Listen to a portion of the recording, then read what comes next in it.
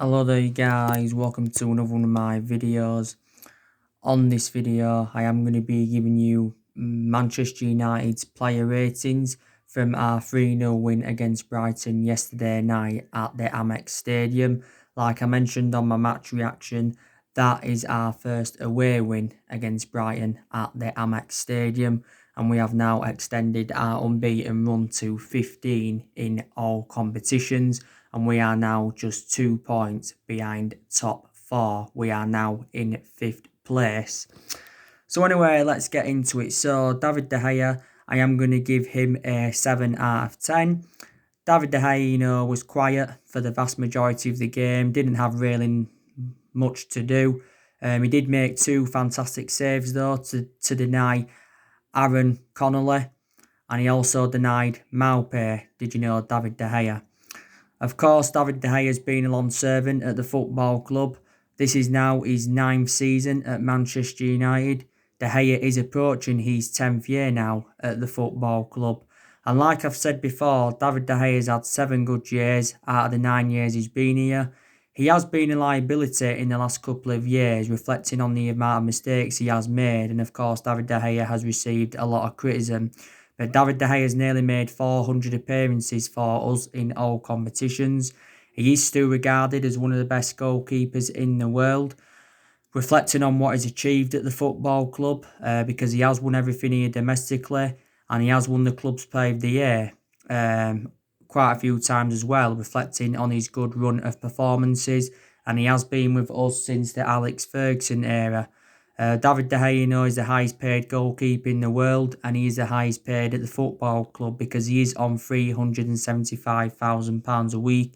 He signed a 4-year deal last September, did David De Gea. But we do know he's going to remain our number 1 goalkeeper for the remainder of this season, and probably he's going to be our number 1 next season as well. So yeah, we'll give him a 7 out of 10. Wan-Bissaka, I'm going to give him a 7 out of 10. I thought Wan-Bissaka had a really good game. Wan-Bissaka did get the assist for Mason Greenwood's first goal. That's Wan-Bissaka's second assist now in 3 starts for the football club. I also thought yesterday night he showed good attacking intent. His defensive contribution was also very good. His deliveries in the attacking third of the pitch were also very good as well, and some of his decision making was quite good. Wan-Bissaka's enjoyed an exceptional first season at Manchester United. We did pay £45 million in from Crystal Palace last summer, and he is regarded as one of the best right-backs in the Premier League. But, everyone's been saying we need to see more of the attacking side of his game, but we did definitely see that yesterday, from Wan-Bissaka. Victor Lindelof, I'm going to give him a 7 out of 10. I thought Victor Lindelof, had a pretty decent game. I thought he dealt with one-on-one situations very well. He had a few shaky moments, to begin with, did Victor Lindelof, but I think prior to that did very good. His composure was very good, and he played well in that back line, did Victor Lindelof. Wasn't so bad in the air either. This has been Victor Lindelof's 3rd season at Manchester United. Of course, we did get him from Benfica back in 2017. We paid £30 million for him, and he didn't settle in straight away when he first came in. He struggled for that consistency in his first season, but I think last season and this season, a lot of aspects of his game have really improved. So yeah, Harry Maguire, I'm going to give him also a 7 out of 10. I thought he did very well. Don't forget, he did make that mistake in the first half, but I think prior to that had a very good game. Passed the ball quite well, showed that ability to play out from the back. Again, dealt with one-on-one situations very well, like Victor Lindelof did. And I think Harry Maguire, has enjoyed an exceptional first season at the football club. We did get him from Leicester last summer for £80 million. Second most expensive sign at the club, just behind Paul Pogba, and the most expensive centre-half in the world. And I think we made the right decision by giving him the captaincy. Luke Shaw, I thought he had a very good game, did Luke Shaw. I'm going to give him a 7 out of 10. I thought Luke Shaw was very energetic on that left-hand side. He got into Brighton's half a lot as well, did Luke Shaw. I thought his composure was very good. Some of his decision making was good as well, and he did show good attacking intent, did Luke Shaw.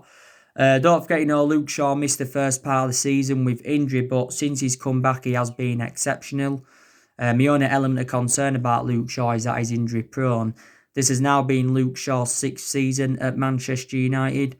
We did pay around £30 million for him from Southampton. Now, Paul Pogba, going to give him an 8 out of 10. I thought Paul Pogba had a fantastic game. Of course, he did start the game yesterday night. That was his second start for the football club since the resumption of the season. And I think he's made a fantastic impact since the season resumed. And I thought Paul Pogba's combination with Bruno Fernandes was fantastic, especially for the second goal, because Pogba got the assist for Bruno Fernandes' second. So yeah, I'm going to give Paul Pogba like an 8 out of 10. Going to give him an 8 out of 10 and all of that. We know now anyway that Paul Pogba is staying at the football club.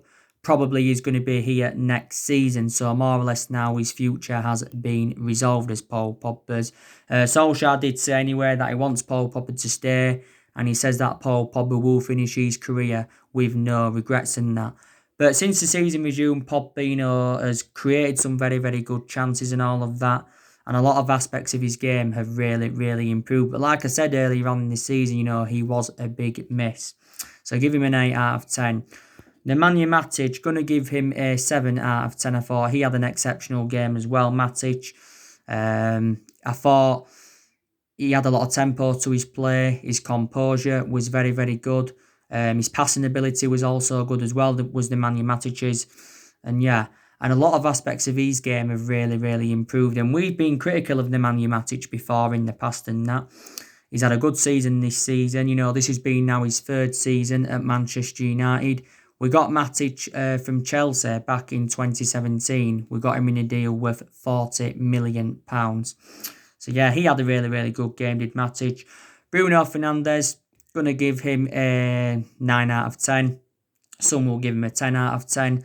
Of course, Bruno Fernandes scored 2 goals in the game. I think that now takes Bruno Fernandes' tally to around, 5 or 6 goals for Manchester United since his arrival. We got Bruno Fernandes in January in a deal worth £65 million, and I think he did sign a 5.5-year deal. But definitely, Bruno Fernandes has made the difference in the team. He really, really has. Bruno Fernandes is very infectious, like Gary Neville was saying. He's like 2 players in one, the way he performs. And his decision making is very, very good. And don't forget, back in February, he won Premier League Player of the Month, reflecting, on his good run of performances and that. But yeah, he did score 2 goals. And obviously, he had been given the man of the match, Bruno Fernandes. I think he'd been given man of the match anyway. So yeah, he was exceptional. Rashford, I've got to be honest with you regarding Rashford. I'm going to give Rashford a 5 out of 10 because I don't think Rashford was that good, yesterday night. I thought he was off the pace a little bit with Marcus Rashford. And Solskjaer was talking about Marcus Rashford prior to the game, wasn't he? In his press conference.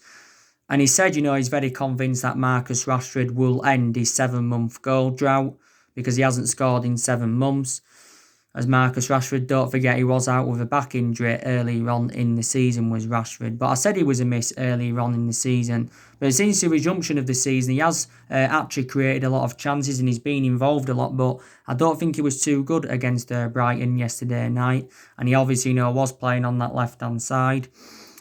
So I'm only going to give him a 5 out of 10, Marcus Rashford. Mason Greenwood, going to give him a 7 out of 10. I thought Greenwood, he had a good game. I think he had some good chances in the game as well. Don't forget, he scored the first goal for us. It was a very, very good goal from Mason Greenwood, by the way. Did quite a few step-overs and it was a lovely finish. That's now his, 13th goal for Manchester United this season. And this has been Mason Greenwood's first full season in the senior squad. And I think Ole Gunnar Solskjaer has praised Mason Greenwood. He really, really has. And he's definitely the foreseeable future for Manchester United. As you all know, Greenwood was playing on that right-hand side. We made the right decision by starting Mason Greenwood. That's the second game on the trot now in the league. We have started Mason Greenwood because for the vast majority of this season, Mason Greenwood's appearances have come from that substitute bench. Anthony Martial, going to give him a 7 out of 10. I don't think Anthony Martial had a bad game and all of that. Made a few decent runs. Of course, Martial was playing in that number 9 role. He has been playing in that central role anyway this season. He doesn't predominantly play there. He predominantly plays out wide, does Anthony Martial. But I think we're going to keep Martial in that central position and we're going to keep Marcus Rashford out wide. We know, though, that Rashford, can play in that number 9. And so too can Mason Greenwood. This has been Martial's 5th season at Manchester United. I think he's got 19 goals this season, just like Marcus Rashford. So they have been in scintillating form of the duo. I think one of the best seasons Anthony Martial enjoyed was his debut season under the Louis van Gaal era. We did get Martial for around £36 million. I think it did say potentially rising up to 57 or 58 million based on goals and achievements and all of that. And we got him as a 19-year-old and he's now 24, is Anthony Martial. So they're the player ratings. Of course, Solskjaer had brought 5 substitutions on in the game. We saw Brandon Williams come on. He was one of the substitutes. Going to give Brandon Williams a 6. I think he had a chance, if I can remember rightly, when he came on, did Brandon Williams. Tominway, I'm going to give him a 6. I think he had a decent, chance when he came on, Tominway. Daniel James, he also came on as well, and he had some good chances, so I'm going to give him a 6, Daniel James. Odin Ighalo, I think, he also had a chance when he came on. Going to give him also a 6 out of 10, Odin Ighalo. Like I said, Odin Ighalo's starts now will be limited at the football club in the Premier League because of Marcus Rashford, that's back. Ighalo did score in our previous game before yesterday. He scored in a 2-1 win against Norwich in the FA Cup quarter-final. Ighalo's now got 5 goals in 4 starts for the football club. And he's enjoyed a fantastic start to his Manchester United career. I think 3 of his goals have come in the FA Cup. Don't forget, a couple of weeks ago, we extended Odin Ighalo's loan for a further 7 months, so he's going to be here until the end of January 2021 with no option to buy Ighalo, or there is no obligation to buy him. So after his loan spell with us, he will go back to Shanghai Shenhua and all of that, So I'll probably give the subs all 6 out of 10, who Ole Gunnar Solskjaer brought on in the game. But definitely the best player was Bruno Fernandes. Definitely the best player was Bruno Fernandes and all of that. And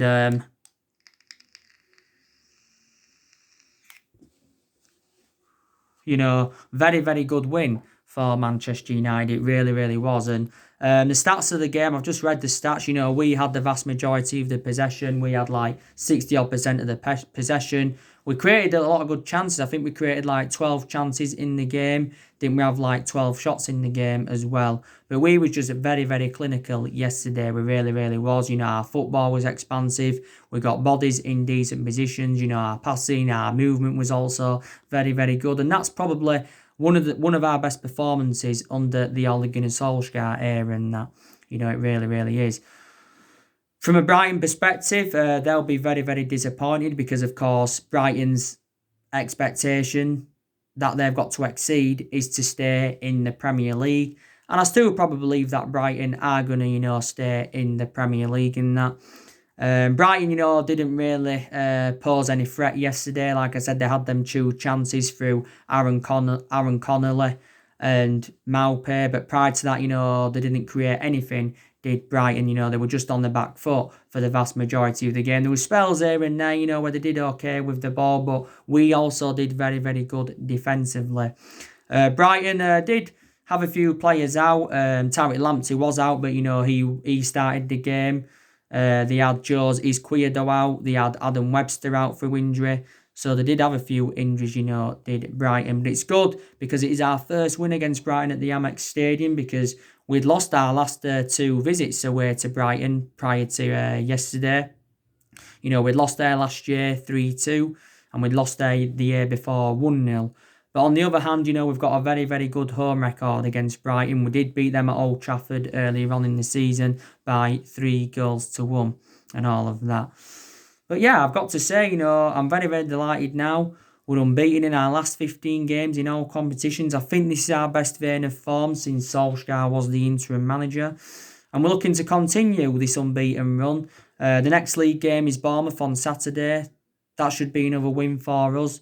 Bournemouth are also another team fighting relegation. So that should be another win. We've got now six games remaining in the Premier League. We've got the easiest running out of all the Premier League teams. We've still got a few difficult games coming up, but I think we should win at least 5 of our 6 remaining games. Solskjaer has already laid out his objectives. And don't forget, recently Solskjaer was targeting a 3rd place finish, because there's actually a chance we could still finish 3rd. And that would be a fantastic achievement if we could finish 3rd. But on the other hand, even if we could finish 4th, it would be a very, very good achievement, because that would get us qualification for the Champions League.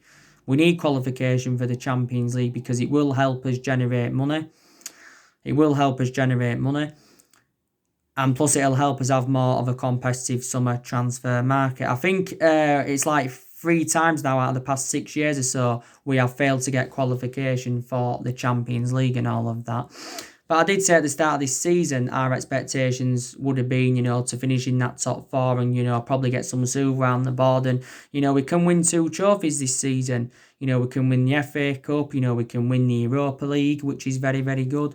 And if we could win both of them, or even at least one of them, it would be a memorable first full season for Solskjaer. We are into the FA Cup semi-finals. We have got Chelsea. Solskjaer reacted to the semi-final draw and he said he's delighted that we're in the semi-finals, and he's excited about the prospects of going into a final as well. It would be nice for us, to win the FA Cup. We have played Chelsea, quite a few times throughout the course of this season. And more or less we are into the last 8 of the Europa League, more or less, because we are 5-0 up against Lask from the first leg and that. So, we have got priorities for the remainder of this season. But if we could win these trophies, or at least one of them, it would restore winning mentality at Manchester United. We haven't won any trophies since 2017, and that's, when we won the Europa League and the League Cup under Jose Mourinho in his first season. We haven't won the FA Cup since 2015. That was back under 2016, sorry. That was back under the Louis van Gaal era and that. But Solskjaer's now been at the football club 18 months. I think he's been permanent Manchester United manager for a good 16 months now. And, these definitely positives to take from his tenure. There really, really is. And I think he has got it right now as Solskjaer. This tactical change he has made, he seems to have got things right. Now the decisions he's making seem to be the right decisions in that. I won't disregard that, he has made a lot of wrong decisions since he became Manchester United manager and that. Maybe there is still some things, he maybe does need to work on and that, but there's a lot of improvements, from what we saw earlier on in the season, because earlier on in the season, we enjoyed our worst start to a Premier League season for 30 years. And reflects on that, Solskjaer was under serious pressure. And, he was very, very close to getting the sack. But I give you the reasons why he didn't get sacked is because of the signing of Bruno Fernandes. Definitely Bruno Fernandes has made a difference in the team. Also, too, reflecting on our record against the big 6 sides this season, that's also saved his job at Manchester United as well, because we've taken 18 points against the big 6 sides this season and all of that. And maybe with him being a club legend, that could also play a part in it as well. Solskjaer still being at Manchester United and all of that. But yeah, I think, he has got it right now. And some United fans now would have changed their perceptions on him. Some United fans, or more United fans, will now think he's the foreseeable future for Manchester United. And he can get us back, to where we want to be. He's definitely not going to be here next season. Even if we weren't to get qualification for the Champions League, he would still be Manchester United manager next season because I think he needs at least another season and he does deserve at least a couple of more transfer windows. He needs at least a couple of more. He needs at least a couple of more transfer windows to Solskjaer because it is a transition period and it has been a transition period for quite a while and all of that.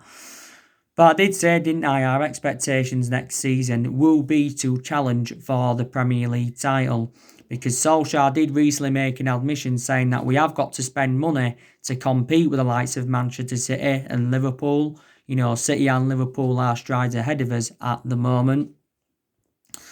But he did say recently that he's unsure how much he will have to spend in the summer transfer window because of the financial impact of the coronavirus pandemic.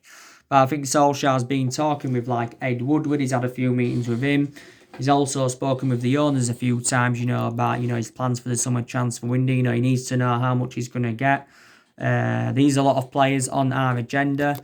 Solskjaer's already said he wants to make around 3 or 4 major signings at the end of the season because he believes this is what Manchester United do need, and he's already identified the areas in the squad where he does want to strengthen up. He's already done this and that, but this has been the 7th season now we have failed to mount any kind of title challenge up, so that just indicates how inconsistent we have been in the last 7 years or so. Like I said to we haven't dominated English football since the Alex Ferguson era. Ferguson endured 26 years at Manchester United, endured 22 years of success, but he didn't win out in his first 4 years at the football club. But won a total of 38 major honours, like I said, including 13 Premier League titles. So we are the most successful team in England. We are still one of the biggest clubs in the world and all of that. But since, Alex Ferguson's retirement, we have been playing catch-up in the last 7 years because we've had different managers with different philosophies. We have spent close to the £1 billion range on players. We've recruited over 30-odd players in since the Alex Ferguson era. And I think a lot of the players we have recruited in the last 7 years or so haven't been the right calibre players for Man United. But there again, on the other hand, there's players who we've brought in who we should have kept. But we've made a lot of mistakes in the last 7 years anyway, and that's one of the main explanations why we have been so inconsistent in that. Like I said, we wasn't only critical of Solskjaer earlier on in the season, we was also very, very critical of Ed Woodward and the Glazers because we don't like the way the football club has been run for several years in that. But Solskjaer is our 4th permanent manager since the Ferguson era. Of course, 3 managers have been sacked since the Ferguson era, and that was Moyes, Louis van Gaal and Jose Mourinho and all of that. But Solskjaer's actually set an ambitious target and he's challenged Manchester United to go unbeaten for the remainder of this season. I'm very, very convinced that we can do that. Don't forget Solskjaer recently issued a warning to Martial and Rashford that they will be replaced if they fail to deliver major honours. But like I said earlier on in the video, Martial and Rashford have been in scintillating form this season.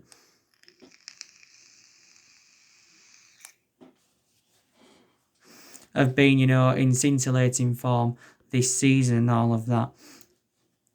And Solskjaer's recently named 8 Manchester United match winners, I think, from the game yesterday against Brighton. But like I said, he's tactically, I think, got it right now. Of course, he knows his best 11. He knows his best formation as well. Solskjaer has been changing formation persistently this season. He's been changing formation. He's been going with for the vast majority of this season, let's be honest, Solskjaer's been going with the 4-2-3-1. A few times he has gone with a 4-3-3. A few times he's gone with a 3-4-1-2. In the games against likes of Chelsea and City, I think he went with a 5-3-2 formation. 4-3-3 a few times. So it's good that he's tried a few different elements at the football club. When Solskjaer got appointed in as Manchester United manager, he did say everybody would get their chances to express themselves, including the young players, and he has done this. And I've got to make an admission, Solskjaer has, promoted the youth very, very well this season, because the young players have been given their opportunities. Greenwood's been flourishing, Williams has been flourishing. There again, there's some young players that have found game time hard. Solskjaer recently promoted Ethan Laird into the senior squad and all of that. He did, recently do this and all of that. So that's obviously, very, very good. But I've seen improvements under him. Like I said, our football's better under him. Players have improved under him. We've definitely improved in the transfer market under Solskjaer so far. Solskjaer spent just over £200 million at Manchester United on 5 players. He's also got rid of a lot of the deadwood since he got recommended into the football club and all of that. He's planning to get rid of more of the deadwood in the summer transfer window. I think Solskjaer's going to get rid of at least 5 players in the summer transfer window, maybe even more than that. So we are going to generate money in that aspect, if we can get rid of players in the summer transfer window. We're going to look to get rid of Jones. We're going to look to get rid of Smalling permanently. We're also going to look to get rid of Rojo permanently. We're also going to look to get rid of Pereira and Jesse Lingard. We'll also look to get rid of Alexis Sanchez permanently as well. So we're definitely going to get rid of players in the summer transfer window.